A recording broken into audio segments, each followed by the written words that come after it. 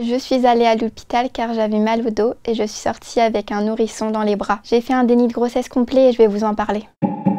J'avais 19 ans, j'avais super mal en bas du dos, du coup je me suis rendue aux urgences de ma ville. Au début, ils pensaient que c'était des calculs rénaux, mais au final mon col était ouvert à 5 cm.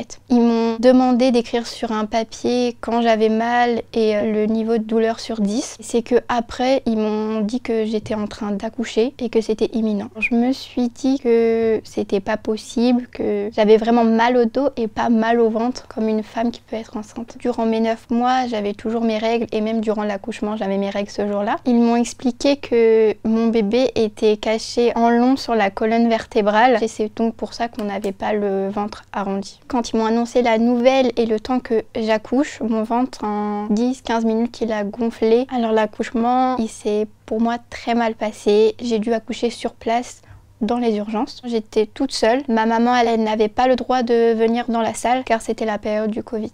On n'a pas eu le temps de faire la pose de péridurale car mon col était déjà trop ouvert. J'ai accouché sans péridurale avec de grosses douleurs et du coup une grosse déchirure également. Durant cet accouchement, les médecins m'ont mis énormément de pression car je ne savais pas pousser comme une femme qui apprend durant sa grossesse à faire des cours. Je m'inquiétais sur tous les moyens, que ce soit financier, l'annonce au papa, sur tout ce qu'on peut faire avec un nourrisson. Et en même temps, je devais gérer du coup mon accouchement. Alors sur le moment, ça a été très dur d'accepter la chose. Et c'est moi qui ai demandé si c'était un petit garçon ou une petite fille. Et c'est de là qu'ils m'ont dit que j'avais eu un petit garçon. Quand ils me l'ont mis sur moi, j'ai ressenti énormément d'amour pour ce nourrisson alors que durant 9 mois il s'est caché dans moi. Je me suis pas du tout inquiétée par rapport à ma santé. Pour moi c'était directement le bébé, comment il allait, si il avait tous ses membres, parce qu'on n'a jamais fait d'échographie pour savoir s'il avait une maladie ou non. Vu que je n'étais pas au courant de ma grossesse, je n'avais strictement rien préparé, que ce soit au niveau des habits, au niveau matériel. Alors ma maman, à cette période-là, elle a tout été acheté le temps de mon hospitalisation. À ce moment-là, je vivais chez ma mère. Le reste de ma famille ne m'ont pas soutenue, ils m'ont tous tourné le dos. Pour eux, je leur aurais caché ma grossesse par le confinement, comme on ne pouvait pas voir